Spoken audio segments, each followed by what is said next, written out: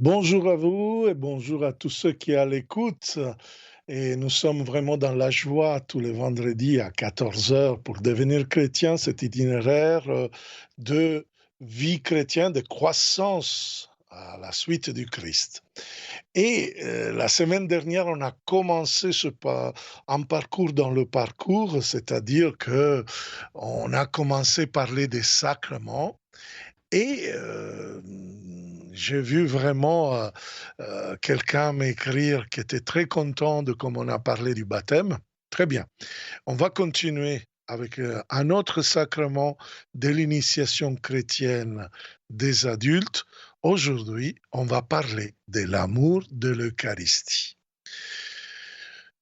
On pourrait dire, bon, ce n'est pas l'ordre du catéchisme de l'Église catholique. En effet, l'Église catholique nous propose l'ordre de baptême, confirmation, Eucharistie, parce qu'il dit que l'Eucharistie, c'est un sacrement qu'en effet nous pouvons y rentrer avec la lumière, avec la grâce du Saint-Esprit. Et ce qui se passe dans les catéchumènes adultes que reçoit à Pâques le baptême et la confirmation pour après recevoir l'Eucharistie pendant la messe à la communion. Donc, c'est un peu, pas dans un sens chronologique, mais plutôt théologique.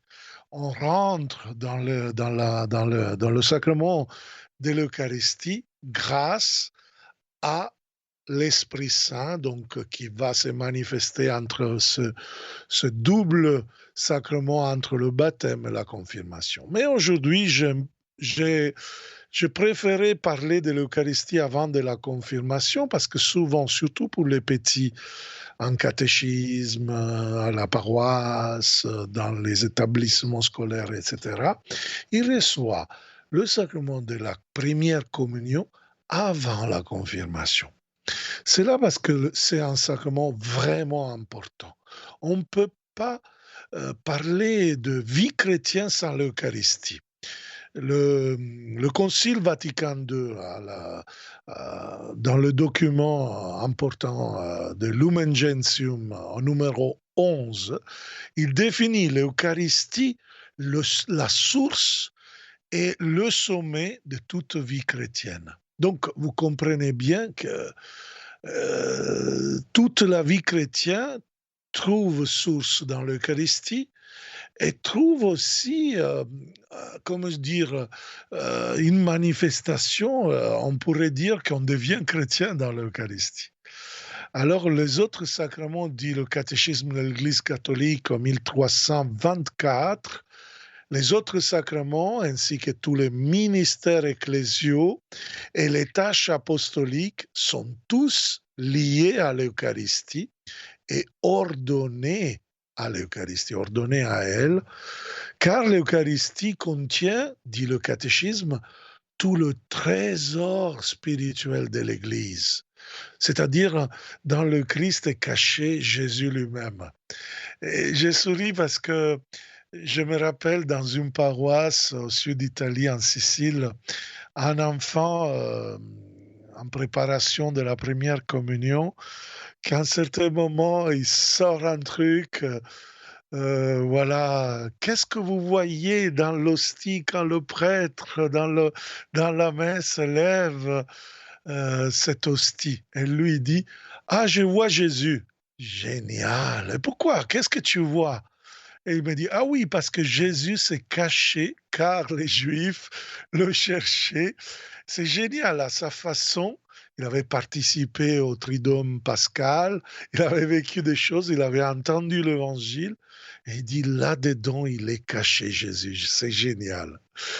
Et il a compris quelque chose qui, au niveau théologique, c'est vraiment l'Eucharistie cache le trésor spirituel de l'Église. C'est pour cela qu'on a un espèce de coffre-fort qui le protège. C'est le tabernacle. C'est vraiment le trésor de l'Église. Et la communion de vie avec Dieu, et attention, comme j'aime dire, Dieu, oui, bien sûr, nous, on aime se consacrer à Dieu, mais Dieu nous demande de se consacrer aux autres. Donc la communion de vie avec Dieu et l'amour pour le prochain, pour le peuple, il trouve justement dans l'Eucharistie la signification, la réalisation. Je cite, en changeant le mot, le numéro 1325 du catéchisme de l'Église catholique. En effet, dans l'Eucharistie, il dit un document Eucharisticum Mysterium.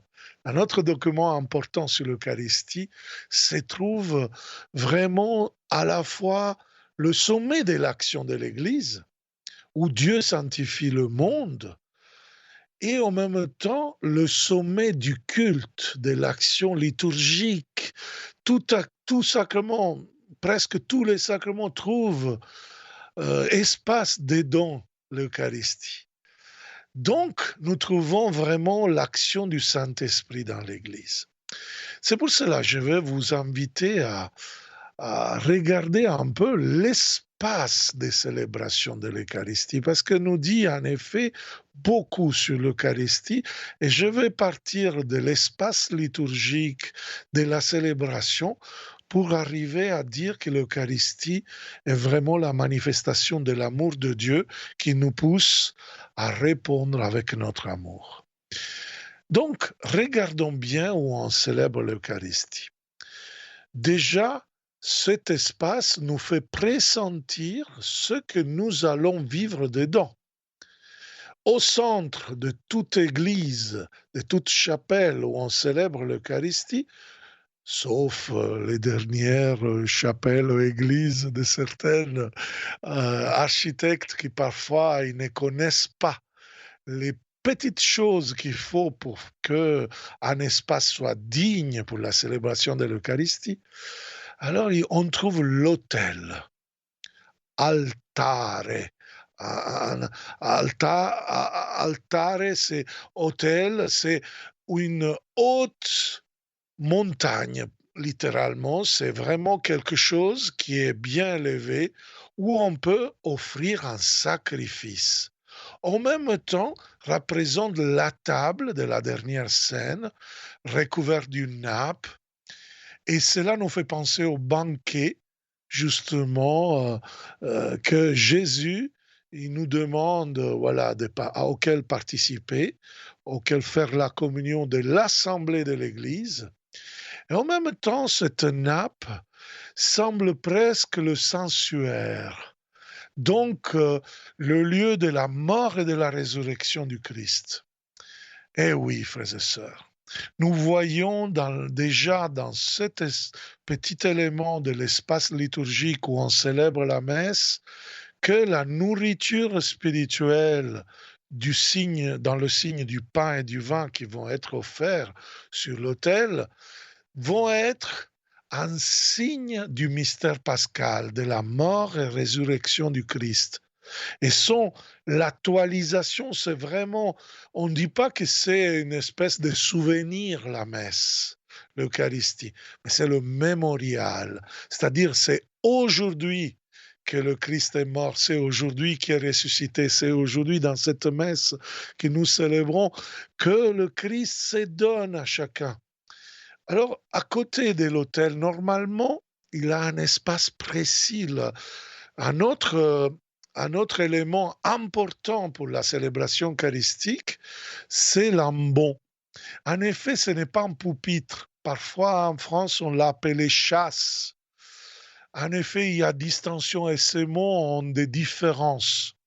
Pourquoi je préfère le mot ambon selon la transformation en français de anabaino, français, grec, excusez-moi, c'est-à-dire un lieu hôte, un lieu qui nous rappelle justement les mirophores, les femmes qui sont allées au tombeau du ressuscité pour écouter de l'ange.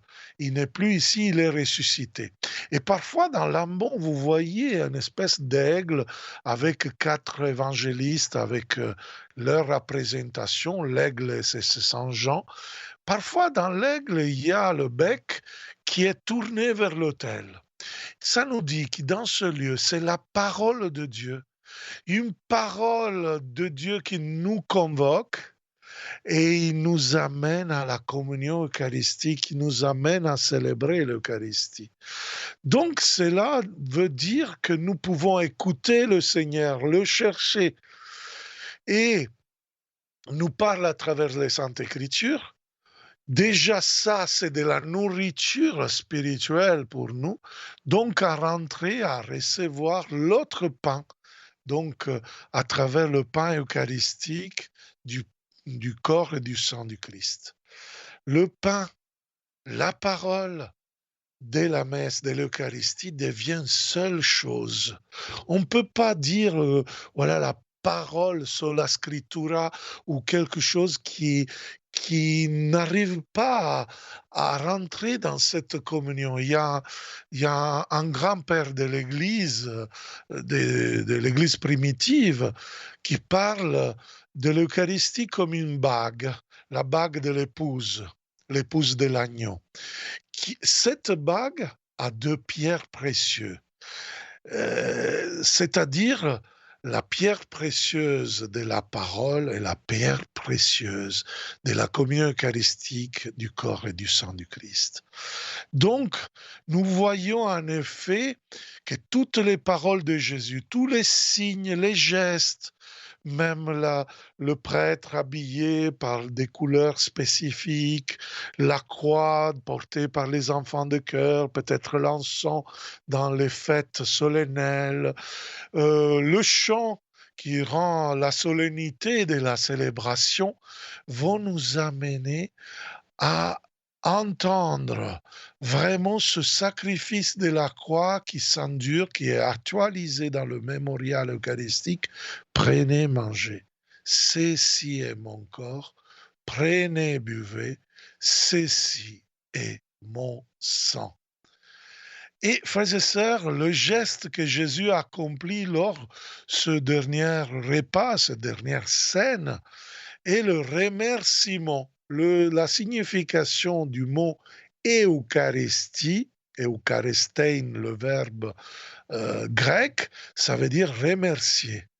Donc, c'est vraiment l'accomplissement d'un remerciement extrême, je dirais éternel, qui amène dans le cheminement de l'Église tout chrétien à aller d'Eucharistie en Eucharistie jusqu'à la manifestation Eucharistie au banquet éternel dans lequel l'agneau immolé droit, comme dit l'Apocalypse, qui en plus c'est un livre qu'on peut entrevoir justement la célébration eucharistique, justement va nous amener dans cet amour, dans cette miséricorde, dans ce mouvement que de Dieu arrive à nous jusqu'à remonter et donc source et sommet.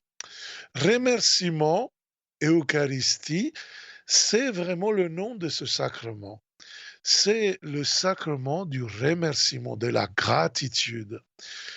Le remerciement adressé au Père parce qu'il nous a tant aimés, qu'il nous a donné son Fils par amour pour nous, pour chacun de nous. Parfois, j'entends quelqu'un, ah oui, non, mais écoute, l'Eucharistie, ce n'est pas pour tout le monde. Mais écoutons les paroles de l'institution. Pour vous et pour la multitude.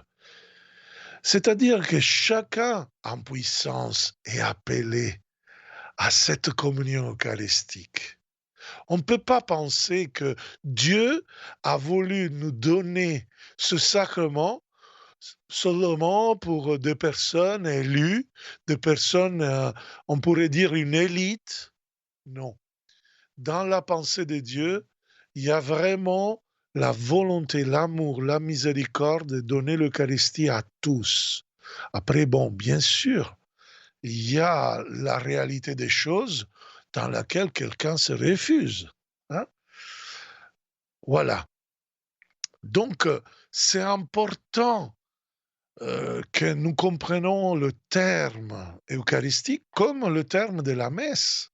Le terme de la messe vient du latin, de la dernière mot du prêtre à la fin de la messe. ite missa est. Littéralement, on pourrait le traduire avec une expression, allez et prenez au sérieux votre mission dans le monde pour continuer, pour devenir Eucharistie. Donc, vous voyez, ce remerciement va donner la clé de notre vie. Voilà, comme je disais avec Lumen Gentium 11, source et sommet de la vie chrétienne. Donc, l'Eucharistie reprend tous les gestes des chrétiens. Le geste de Dieu vers l'homme, sa parole, son amour, sa manifestation de miséricorde et pardon. Dans le rite d'introduction, par exemple, on le voit. C'est le Christ qui, par le prêtre, pardonne tous nos péchés véniels, c'est-à-dire les péchés qui n'ont pas besoin d'un autre sacrement dont on va parler, le sacrement de la réconciliation. Et après, nous voyons le geste de Jésus-Christ, vrai Dieu, vrai homme. La célébration eucharistique est donc bien davantage qu'ensemble, banquet, repas. C'est vraiment, comme je vous disais, le mémorial du mystère pascal, de la passion, de la mort, de la résurrection, de l'ascension, de la Pentecôte sur chacun de nous. C'est vraiment un mystère du salut. Mémorial, je vous répète, parce que c'est vraiment important, ce n'est pas un synonyme de souvenir. Mémorial est la traduction d'un mot hébreu qui veut dire justement que nous célébrons comme un ensemble, visible et invisible, un ensemble de réalités terrestres et célestes, l'union entre Zénith et Nadir, entre justement ce qui est vraiment de l'ordre de notre vie de tous les jours, avec ce que nous visons jusqu'au jour où dans le royaume nous allons vivre après la mort et contempler, voilà sans cesse. Donc, c'est un mystère qui en effet nous pousse à la contemplation. Voilà pourquoi il y a des moments de joie. Il y en a certains chrétiens qui me disent, ah Père, mais certaines messes sont tristes. Eh oui, parfois moi aussi, j'ai du mal à comprendre pourquoi les chrétiens arrivent avec un visage, comme dit le pape François, des piments au vinaigre. Oui, c'est-à-dire que l'Eucharistie doit manifester une joie profonde. Sinon, ce n'est pas vraiment se rencontre avec l'amour de Dieu. Et alors, cette joie inimaginable que, comme don de Dieu, arrive à moi, qui devient communion, ça me fait rentrer dans la contemplation de Dieu face à face. Et il y a un moment, après la communion eucharistique, où tout chrétien s'arrête en silence. Même la musique s'arrête.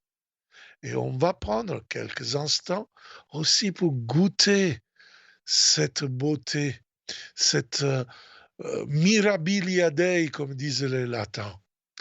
Alors vous voyez, c'est vraiment quelque chose qui doit dire aussi dans notre vie.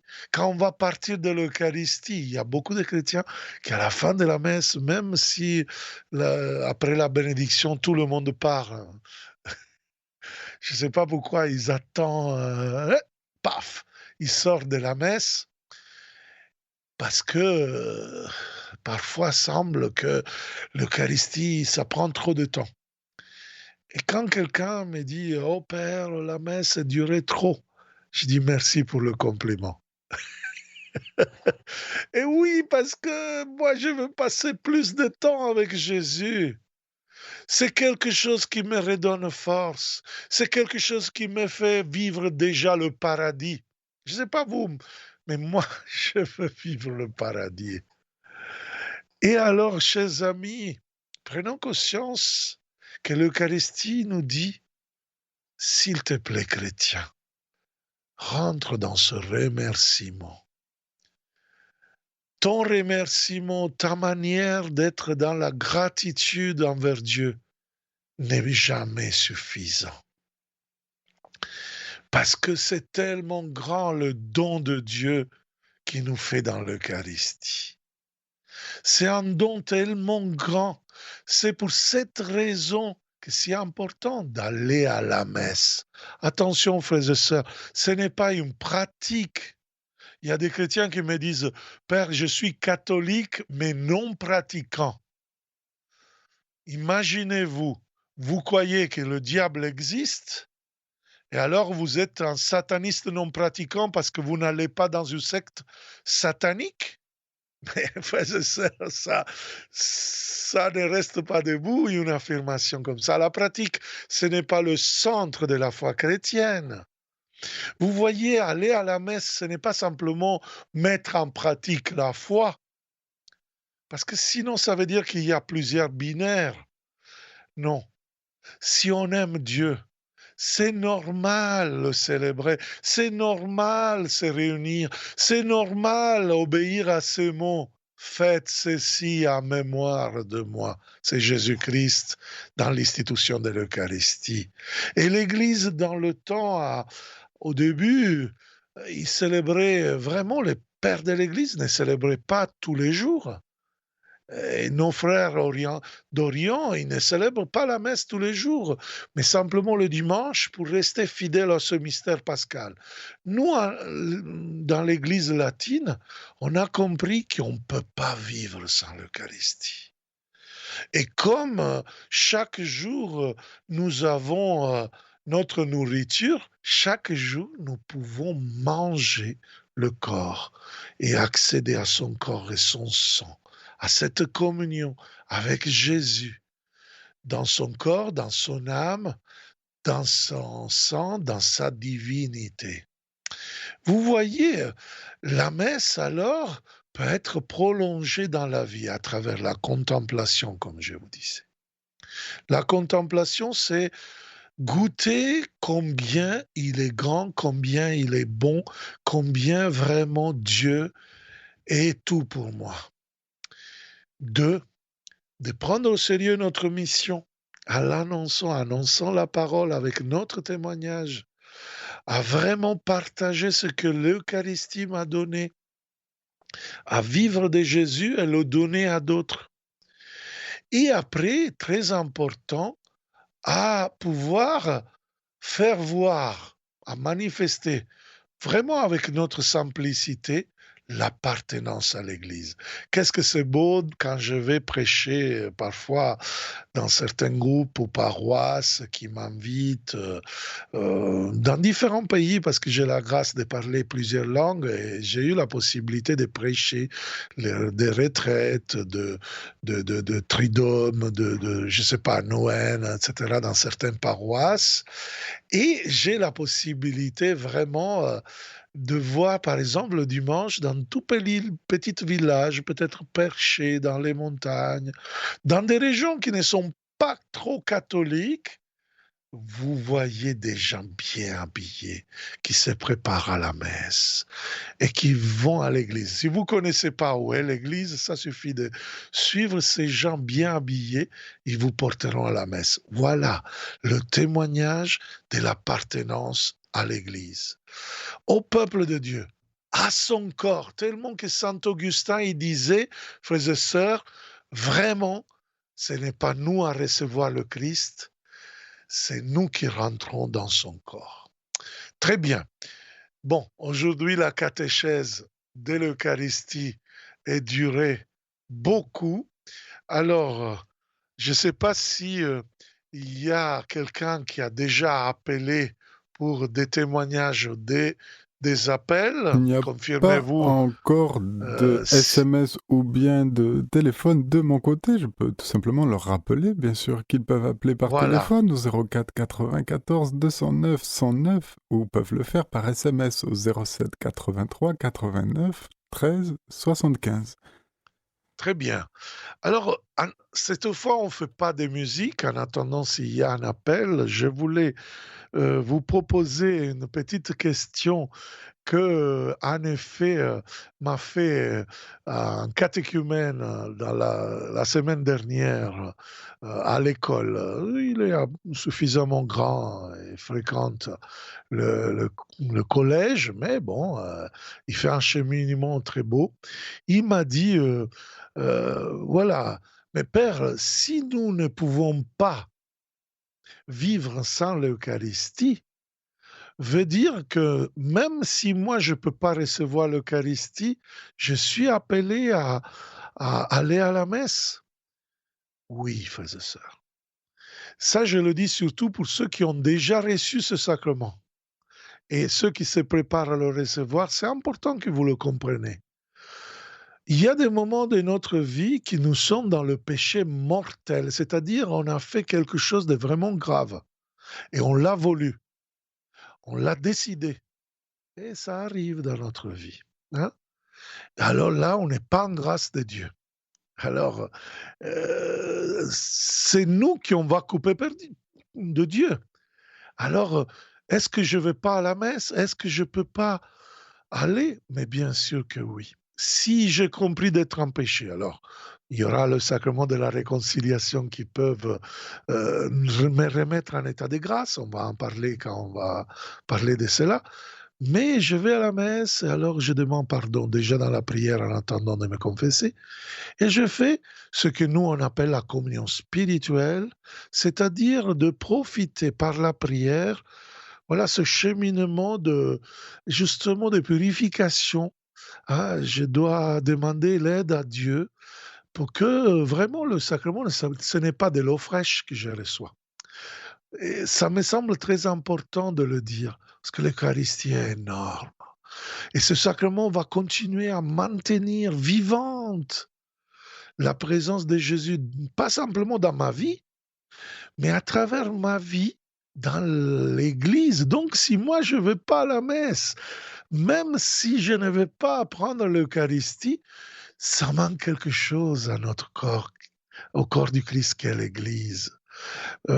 Même père, même si je suis divorcé, même si je suis remarié, bon, il faut voir cas par cas parce que parfois il y a derrière beaucoup de souffrances, il faut pas juger et donc je dirais oui, Jésus nous aime et nous appelle à l'Eucharistie. Et Demandons. Père Oui, Baldo, oui, là, Jésus a appelé Thérèse, a appelé, c'est-à-dire que vous parfait. avez Je Thérèse. vous écoute, Thérèse. Thérèse, bienvenue. Vite. Bonjour Père. Je vous remercie parce que l'Eucharistie, c'est quelque chose, bien entendu, de très très cher à mon cœur, comme à tous mes frères et sœurs qui adhèrent à l'Eucharistie. Et je réagis à ce que vous avez dit. Saint Augustin a dit, ce n'est pas le Christ qui vient en nous, c'est nous qui entrons dans le Christ. Et j'aime beaucoup cette image, car j'avais déjà réagi sur l'antenne à propos de l'Eucharistie. On a l'impression d'être l'enfant qui rentre dans le ventre de sa mère et qui est en relation avec elle par un cordon ombilical qui lui amène le sang de la vie. Exactement. Et cela, c'est une dimension fondamentale. Voilà. On le voit dans quand il arrive des scandales. Et actuellement, malheureusement, il y en a. Oui. C'est-à-dire, si quelqu'un qui fait partie du corps de l'Église, il donne un contre-témoignage, c'est ça qui rend un peu malade ceux qui voient ce contre-témoignage. Voilà, oui. Par contre, si le corps d'Église avance et ensemble on manifeste la beauté de ce mystère pascal, que le Christ nous aime tellement et vit à travers nous tous ensemble dans cette, j'aime bien définir l'Église famille. Vous savez, parce que je suis sicilien, j'habite en France, Oui.